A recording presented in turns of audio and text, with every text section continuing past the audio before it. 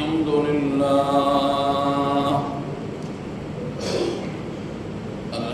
لله وكفى والصلاة والسلام على سيد الرسل وخاتم الأنبياء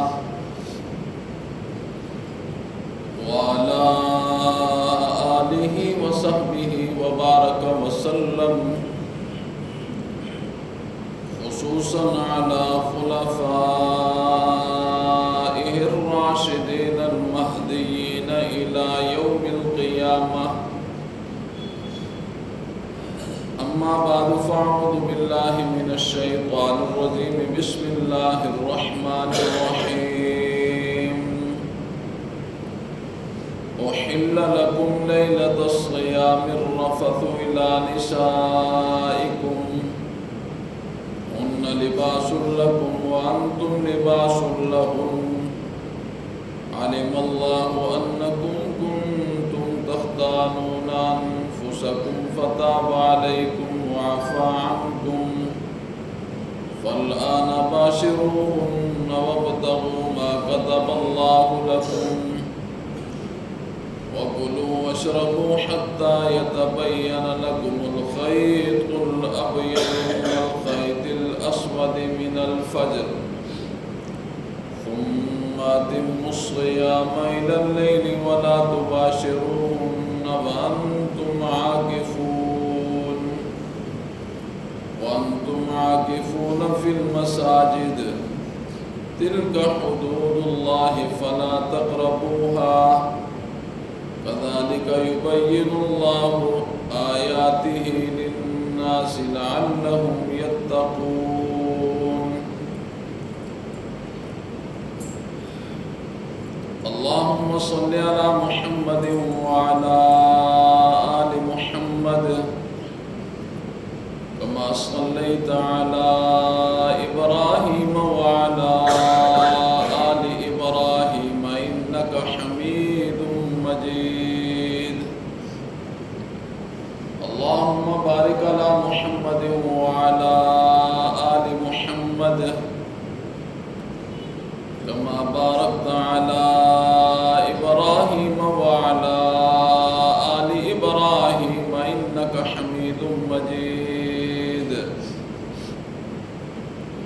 رب اشرح لي صدري ويسر لي أمري واحلل عقدة من لساني يفقهوا قولي.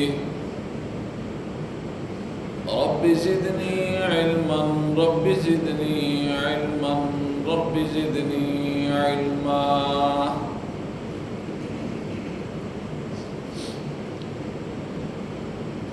آج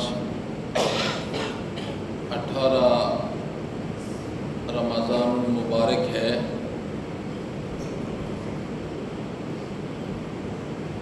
دو دن کے بعد انشاءاللہ العزیز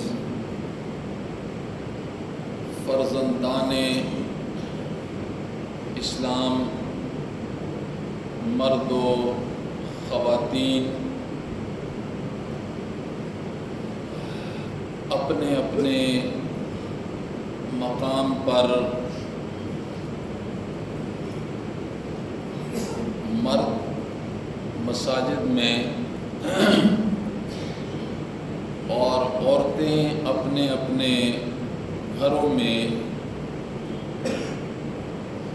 اعتکاف والا عمل ادا کریں گے. اللہ رب العزت سے دعا ہے کہ جو بندہ بھی صحیح نیت کے ساتھ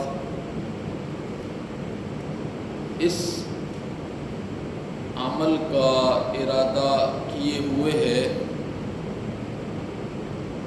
اللہ رب العزت سب کے اس عمل کو درجہ قبولیت تک پہنچائے، اور اللہ رب العزت پورے آداب کے ساتھ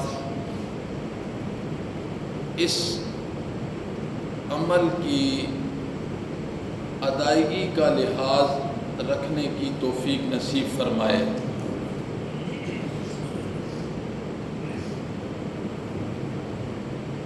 آج کی اس نشست میں انشاءاللہ العزیز دو چیزوں کو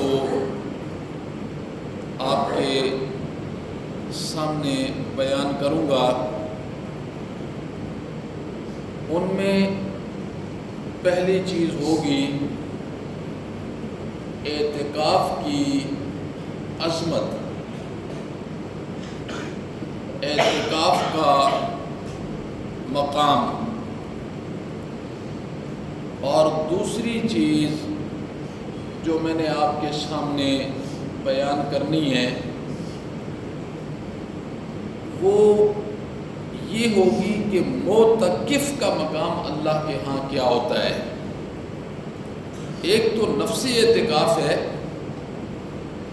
اور دوسری چیز ہے معتکف، کہ اعتکاف کرنے والے کا اللہ کے ہاں کیا مقام اور کیا مرتبہ ہے۔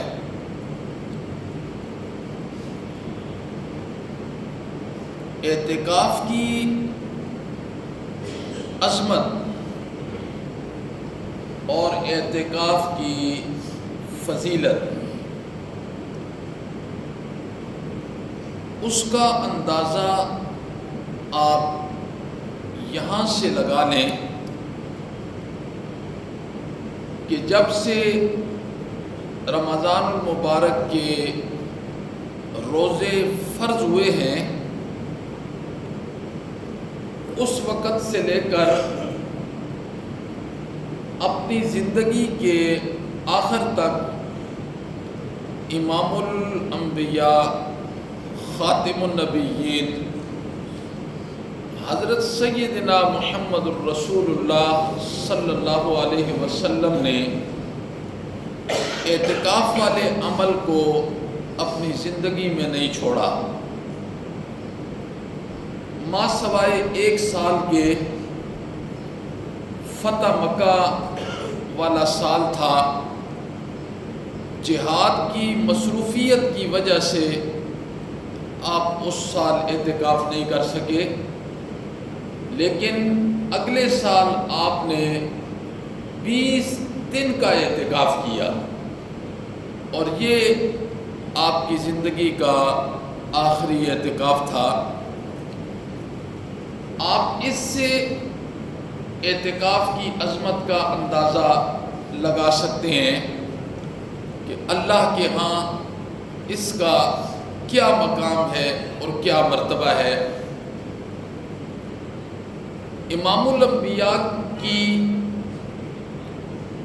نیکیوں کے حریص ہونے کو دیکھیں، حالانکہ امام الانبیاء کا ہر عمل عبادت ہے، یہاں تک کہ امام الانبیاء کے سونے کی وجہ سے آپ کا وضو بھی باقی رہتا تھا، ٹوٹتا نہیں تھا۔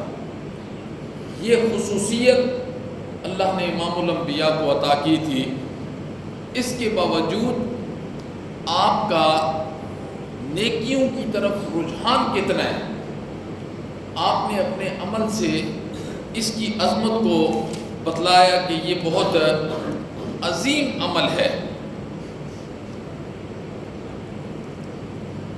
اور حضرت ابو ہریرہ کیا فرماتے ہیں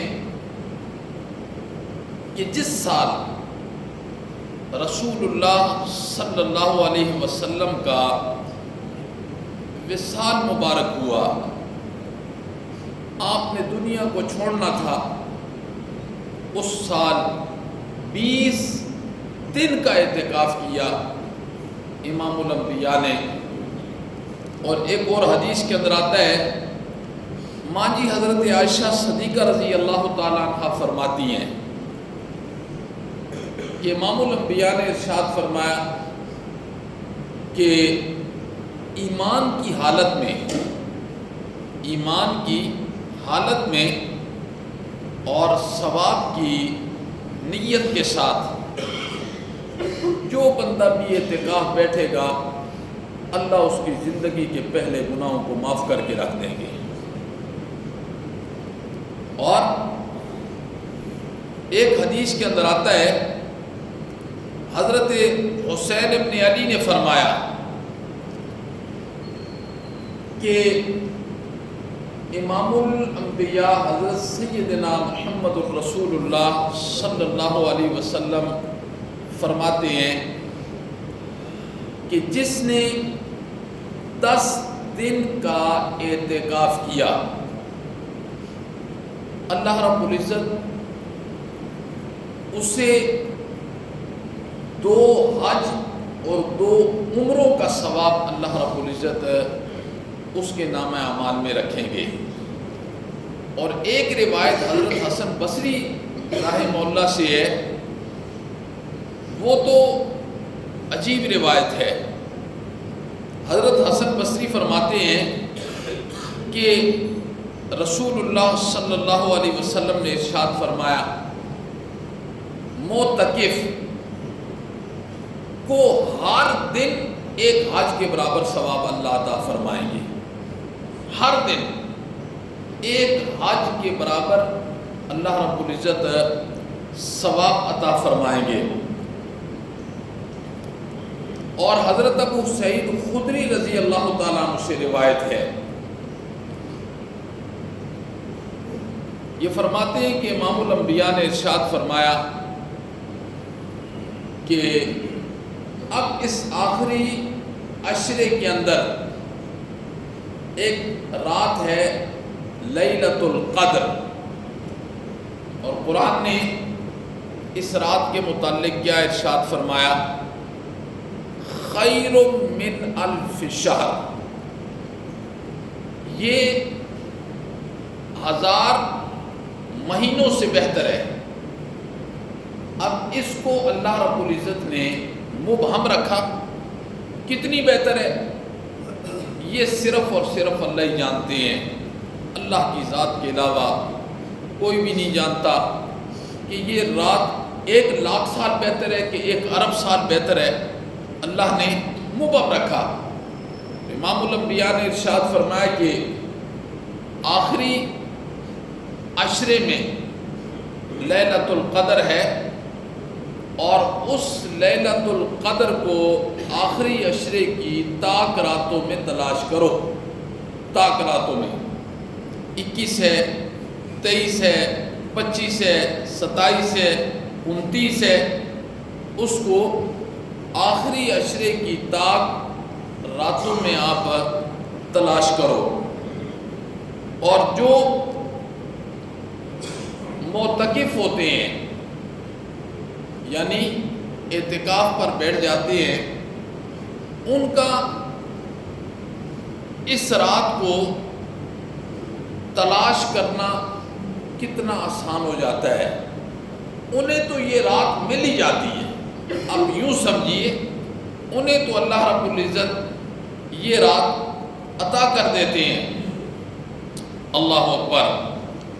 اور حضرت ابن عباس رضی اللہ تعالیٰ عنہ سے روایت ہے کہ امام الانبیاء نے ارشاد فرمایا کہ معتکف کو اللہ گناہوں سے محفوظ فرماتے ہیں، اور باہر جو نیکیاں ہو رہی ہوتی ہیں اللہ رب العزت آٹومیٹک اس کا ثواب معتکف کو عطا کر دیتے ہیں۔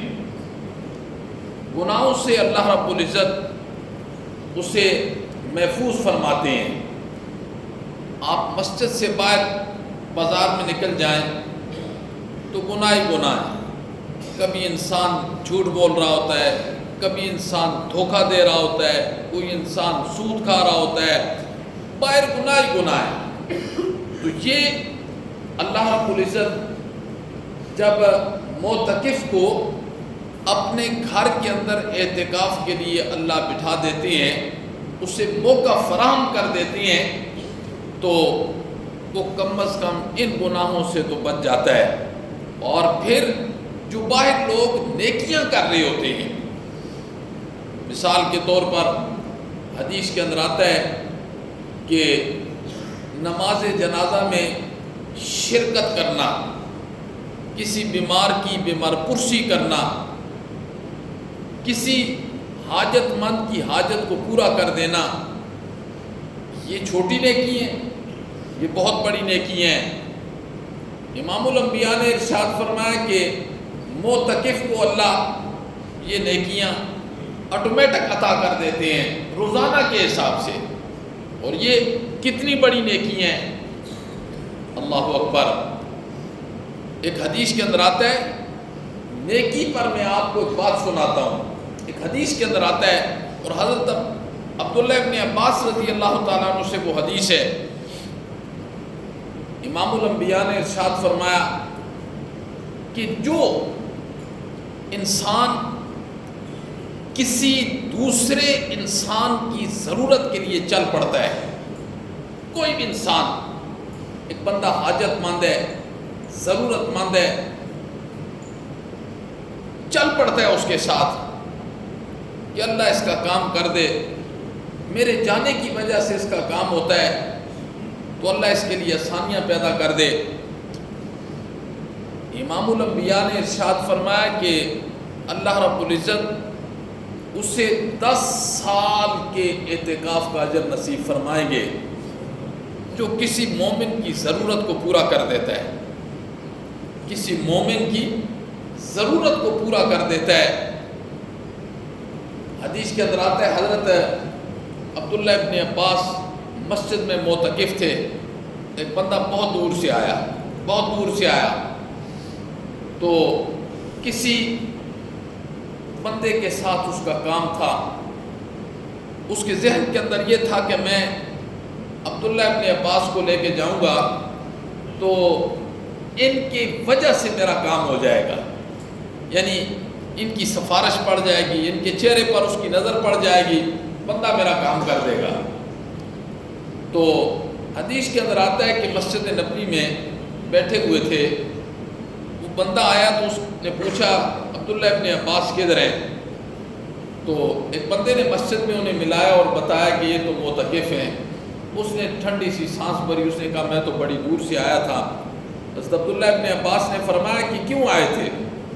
کہنے لگا کام تھا اور آپ کو ساتھ لے کے جانا تھا، تو آپ تو اعتکاف پر ہیں۔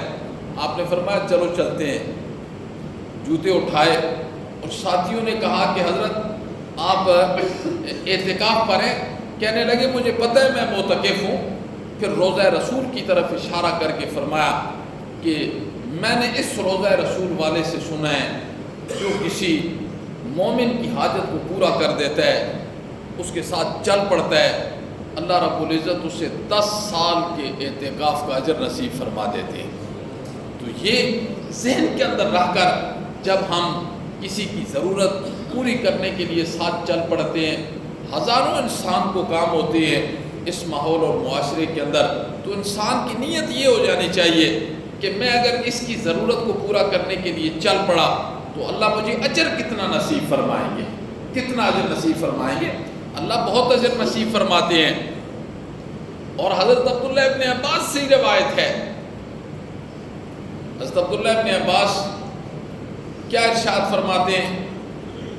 حضرت عبداللہ ابن عباس نے ارشاد فرمایا کہ میں نے امام الانبیاء خاتم النبیین حضرت سیدنا محمد الرسول اللہ صلی اللہ علیہ وسلم سے یہ ارشاد فرماتے ہوئے سنا کہ معتکف اور جہنم کے درمیان 3 خندقوں کا فاصلہ کر دیا جاتا ہے۔ جو بندہ معتکف اور جہنم کے درمیان ایک دن کا جو فاصلہ ہوتا ہے وہ 3 خندقوں کے برابر کر دیا جاتا ہے۔ اللہ اکبر۔ اور حضرت عبداللہ ابن عباس فرماتے ہیں کہ ہم نے پوچھا ایک خندق کتنی ہوتی ہے؟ آپ نے فرمایا ایک خندق کا فاصلہ زمین اور آسمان کے برابر ہے، زمین اور آسمان کے برابر ہے۔ تو زمین اور آسمان کا فاصلہ کتنا ہے؟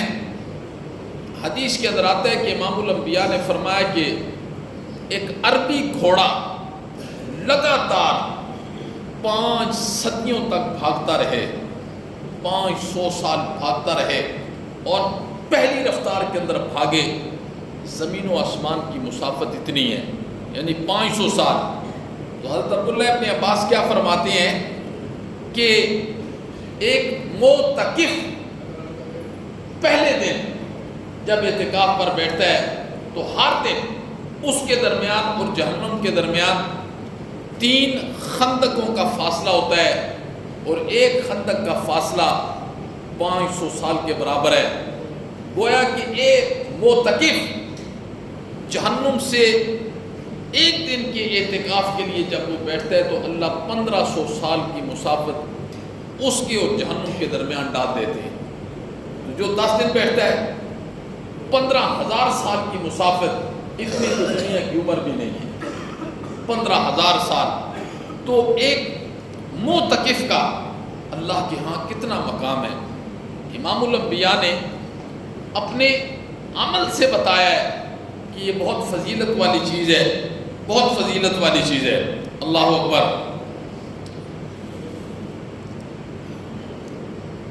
ماں جی حضرت عائشہ صدیقہ رضی اللہ تعالیٰ عنہ، ان سے روایت ہے، انہوں نے امام الانبیاء سے سوال کیا، اللہ کے پیغمبر ہمیں اگر لیلۃ القدر اللہ نصیب فرما دے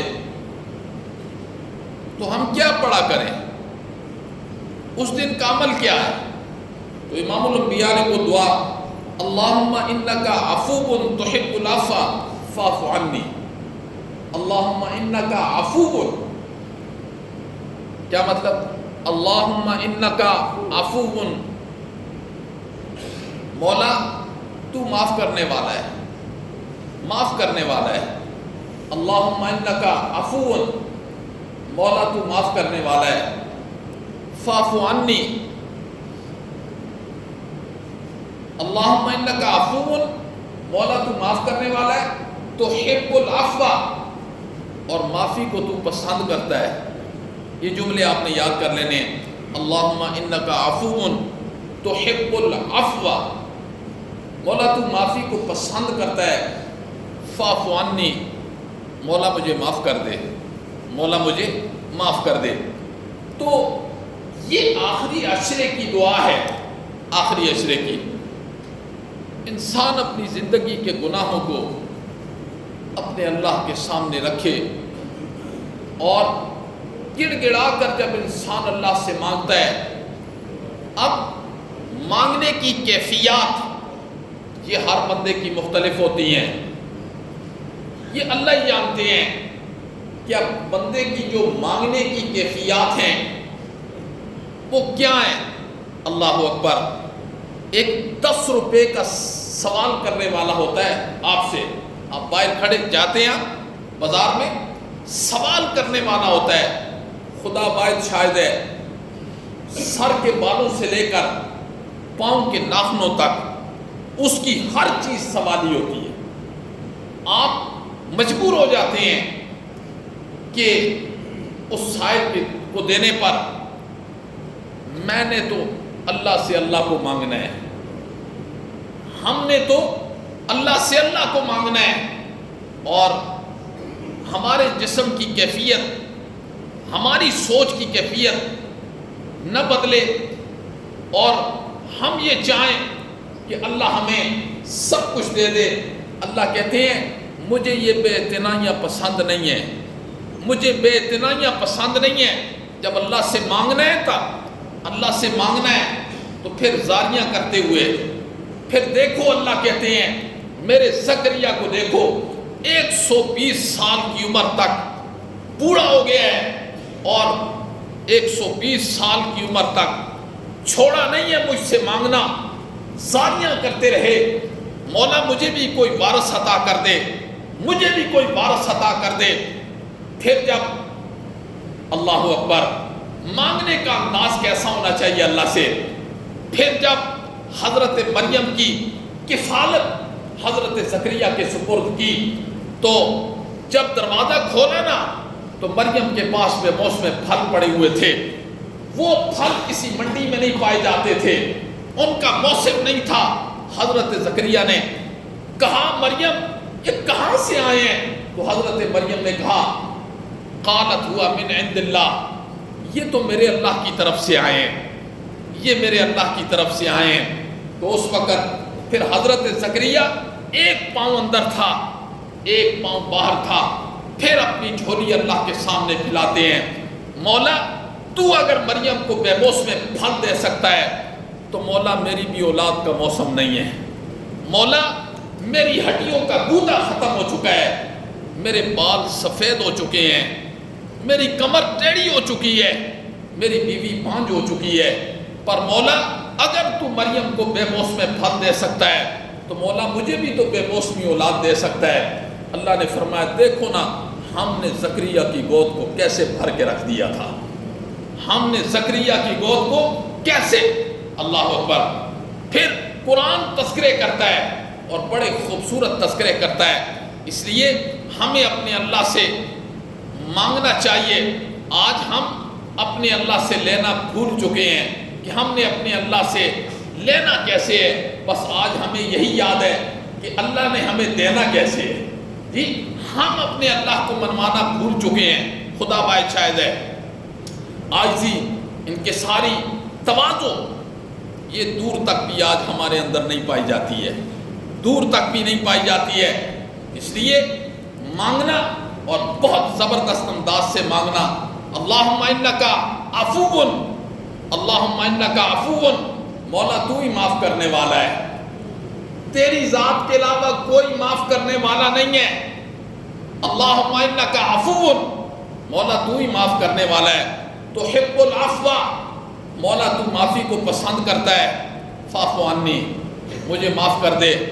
جب انسان یہ دعا اس نیت کے ساتھ اللہ کے سامنے کرتا ہے کہ مجھے میرا اللہ دیکھ رہا ہے, مجھے میرا اللہ دیکھ رہا ہے, اور اللہ جب میں اللہ کے دروازے پر آ گیا, جب میں اللہ کے دروازے پر آیا اور چوکھٹ پر سر رکھ کر میں نے اپنے اللہ سے مانگنا شروع کر دیا.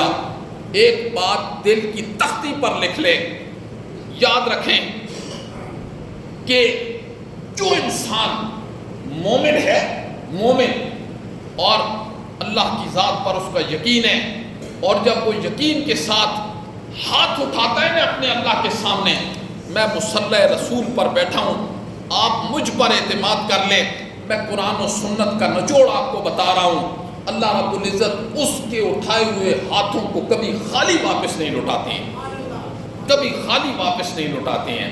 اللہ ہر حال میں, یہ کیسے ہو سکتا ہے کہ اللہ اس کے ہاتھوں کو خالی واپس لوٹائیں؟ یہ ہو نہیں سکتا, اور بڑی لمبی اس کی تفصیل ہے, اب وقت میرے پاس نہیں ہے. اللہ اکبر. حضرت خولا جب آتی ہے نا, حضرت خولا, اس وقت ابھی تک طلاق کے مسائل پورے اترے نہیں تھے.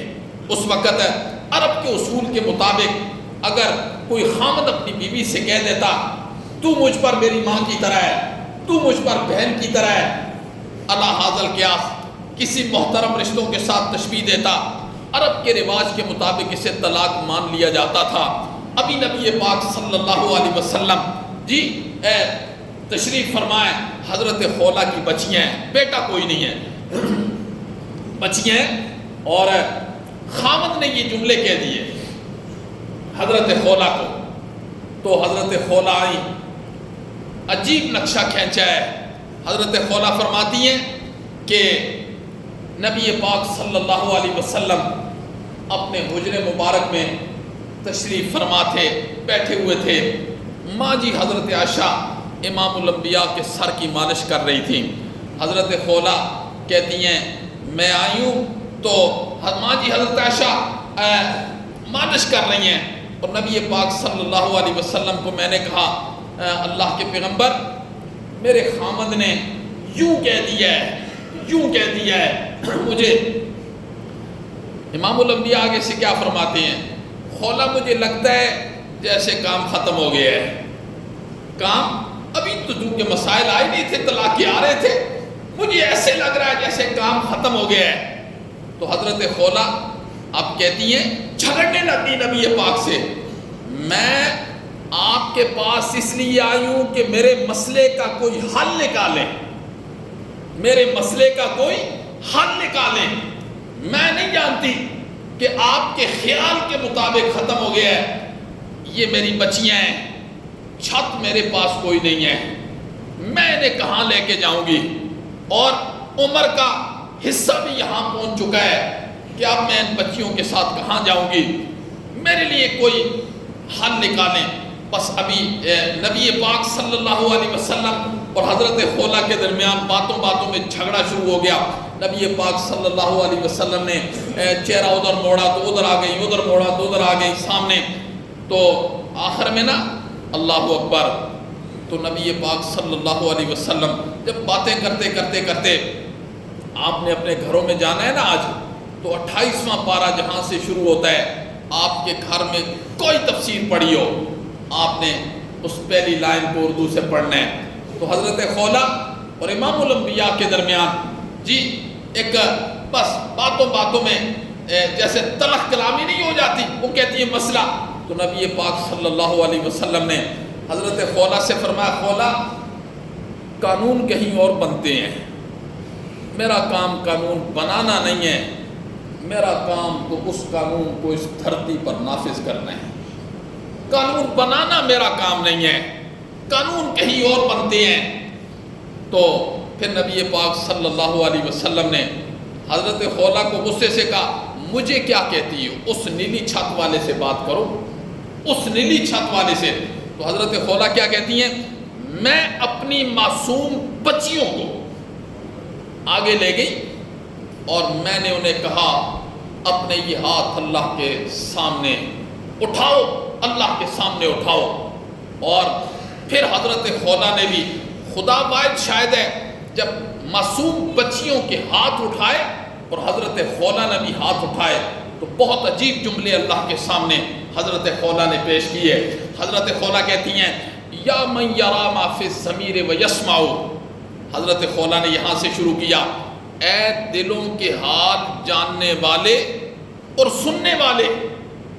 اگلا جملہ کیا ہے، انت المعد لکل ما یتوکل، مولا جو کوئی تجھ سے امیدیں باندھ لیتا ہے نا، تو اس کی امیدوں پر پورا اترتا ہے، جو تجھ سے امیدیں باندھ لیتا ہے مولا، تو اس کی امیدوں پر پورا اترتا ہے۔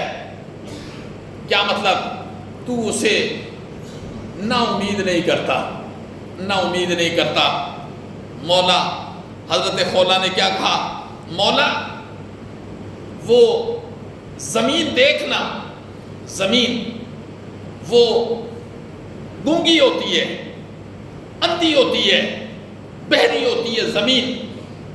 تو حضرت خولا کیا کہتی ہیں، مولا زمین دیکھنا، زمین اندھی بھی ہوتی ہے، گونگی بھی ہوتی ہے، بہری بھی ہوتی ہے، لیکن جب وہ پیاسی ہو جاتی ہے تو بادلوں کو کہاں سے اٹھا کے لاتا ہے اور اس زمین کی پیاس کو بجھا کے رکھ دیتا ہے۔ مولا میری تو معصوم بچیاں ہیں، معصوم بچیاں ہیں، مولا میں نے معصوم بچیوں کے ہاتھ تیرے سامنے اٹھائے ہوئے ہیں، مولا اپنے ہاتھ اٹھائے ہوئے ہیں، انت المعد لکل ما یتوکل۔ پھر حضرت خولا نے اگلا جملہ کیا کہا، مالی سوا فقری الیک وسیلۃ، مولا میرے فقر کا وسیلہ ہے، مولا میری غربت کا واسطہ ہے، مالی سوا فقری الیک وسیلۃ ومالی سوا قرع لبابک حیلۃ، مولا اس دروازے کے علاوہ کوئی اور دروازہ بھی نہیں ہے، دروازہ بھی یہی ہے، ایک شرط پر یہاں سے اٹھوں گی مولا، پھر تو مجھے بتا دے کہ تیرے دروازے کے علاوہ کوئی اور دروازہ بھی ہے، اس شرط پر میں چلی جاتی ہوں، تو مجھے بتا دے کہ اس کے علاوہ بھی کوئی دروازہ ہے، پھر میں وہاں چلی جاؤں گی۔ لائن رددت فی باب اکرہ، ایک شاعر کہتے ہیں نا، وہاں وہ در نہ کھولیں گے، حضرت خولا نے یہ کہا، وہاں وہ در نہ کھولیں گے، یہاں میں در نہ چھوڑوں گی، حکومت اپنی اپنی ہے، وہاں تیری اور یہاں میری، مولا میں نے تجھے منانے کے بغیر نہیں اٹھنا ہے۔ تو انسان کو انسان کے اندر جو ہے نا وہ ایک جذبات ہونے چاہیے اپنے اللہ کے متعلق جو کہ آج ختم ہو گئے ہیں، آج ختم ہو گئے ہیں۔ اللہ اکبر، مومن تو اپنے اللہ سے بہت محبت کرتا ہے، والذین آمنوا اشد حبا للہ۔ اللہ اکبر، امام الانبیاء نے تو ہمیں یہی سبق دیا ہے کہ اپنے اللہ سے، ایک حدیث کے اندر آتا ہے ایک مرتبہ امام الانبیاء اپنے اللہ کے ساتھ محض گفتگو ہیں، اللہ اکبر، اپنے حجرے میں ماں جی حضرت عائشہ فرماتی ہیں میں آئی اور میں نے حجرے کے اندر داخل ہوئی اور میں نے امام الانبیاء کے متعلق فرما رہی ہیں، میں نے امام الانبیاء کو کچھ آواز دی، آپ کی چہرے کی عجیب سی کوئی کیفیات تھی، تو میں ڈر گئی، میں نے کہا عائشہ، آپ نے فرمایا من عائشہ، کون عائشہ؟ حضرت عائشہ فرماتی ہے کہ میں اس قدر مجھ پر خوف طاری ہوا کہ میں حجرہ چھوڑ کے چلی گئی۔ کچھ دیر کے بعد وہ کیفیت جب ختم ہوئی نا تو میں نبی پاک صلی اللہ علیہ وسلم کے پاس گئی، میں نے کہا اللہ کے پیغمبر آج بڑی عجیب صورتحال دیکھی ہے۔ میں عائشہ کیا دیکھا ہے؟ ساری صورت بتائی تو امام الانبیاء نے فرمایا عائشہ سنو، جب ہم اپنے اللہ کے ساتھ محض گفتگو ہوتی ہے پھر ہمیں کوئی پتہ نہیں ہوتا عائشہ کون ہوتی ہے اور ابو بکر کون ہوتے ہیں، ہمیں کوئی پتہ نہیں ہوتا۔ تو اس لیے یہ جو اللہ نے لمحات عطا کیے ہوئے ہیں بہت خوبصورت لمحات ہیں، خدا باعث شاہد ہے بہت خوبصورت لمحات ہیں۔ بس آج سے اللہ تو ہم سے بہت محبت کرتے ہیں، لیکن ہم نے اپنے اللہ کو پہچاننا چھوڑ دیا ہے، ہم نے اپنے اللہ سے وفا کرنی چھوڑ دی ہے۔ صحابہ نے، تابعین نے، تبع تابعین نے اپنے مالک سے کیسے وفا کی تھی، اللہ اکبر۔ آج ہم اپنے اللہ سے کیا وفا کر رہے ہیں، کتنی نعمتیں استعمال کر رہے ہیں، اللہ اکبر، اللہ اکبر۔ تو ہم اپنے اللہ سے وفا کرنا سیکھیں۔ یہ فتنے اتنی تیزی سے آج ہمارے اندر داخل ہو رہے ہیں جی، دروازوں کے سوراخوں سے آج فتنے ہمارے اندر پہنچ چکے ہیں۔ اگر ہم نے ان فتنوں کا مقابلہ کرنا ہے تو پھر اپنے دل کے اندر اپنے اللہ کی محبت کو ہر وقت اجاگر رکھنا پڑے گا، اپنے اللہ کی طرف آنا پڑے گا کہ اللہ ہم سے کیا مطالبہ کر رہے ہیں، اللہ ہمیں بتانا کیا چاہ رہے ہیں جی، ہمارے لیے اللہ نے کیا اصول اور ضابطے۔ خدا باعث شاہد ہے جب صحابہ کرام نے اللہ سے جب وفا کی ہے نا تو اللہ نے آسمان سے 750 آیتیں قرآن میں نازل کر کے کہا کہ میرے پیغمبر یہ یار تو تیرے ہیں، اولئک حزب اللہ، پر یہ جماعت اللہ کی ہے۔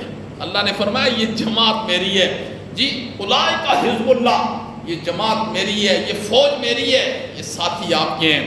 تو ہم نے اپنے اللہ سے، جب ہم اپنے اللہ سے وفا کرنے کی نیت کریں گے نا تو پھر اللہ ہمیں جھنجھوڑیں گے، بہت ہمیں تکلیفیں آئیں گی، مصائب آئیں گے، مشقتیں آئیں گی، اللہ اکبر۔ حضرت ایوب علیہ السلام 18 سال تک بیماری میں رہے، بہت امیر پیغمبر تھے، اللہ نے ہر چیز لے لی اور 18 سال تک لوگوں نے اٹھایا اور جنگل میں پھینک دیا۔ حضرت ایوب کی بیوی لوگوں کے گھروں میں کام کر کے حضرت ایوب علیہ السلام کے پیٹ کو پالنے لگ گئی ہیں، اللہ کے اولو العزم پیغمبر ہیں، لیکن جب 18 سال بیت جاتے ہیں نا اللہ نے حضرت ایوب علیہ السلام کی تعریف کے جملے کیسے باندھے۔ اللہ نے فرمایا انہ اواب، یہ بہت رجوع کرنے والا ہے، نعم العبد، یہ بہت اچھا بندہ ہے، جس کی تعریفیں پھر اللہ کرنے لگ جائیں۔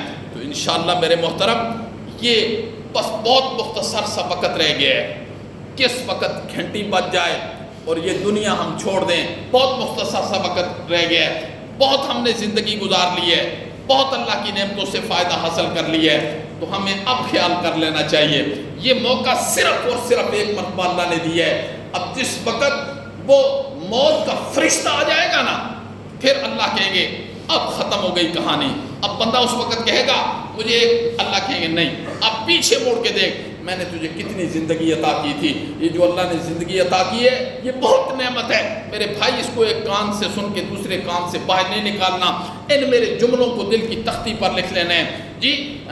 انشاءاللہ العزیز اگر ہم اپنے اللہ سے آج پھر دیکھیے اللہ کے ساتھ وفا کریں گے تو کل اللہ قبر کے اندر بھی ہمارے ساتھ بہت خوبصورت سلوک کریں گے۔ اللہ بہت قدردان ہے، اللہ ہم سب کو عمل کی توفیق نصیب فرمائے۔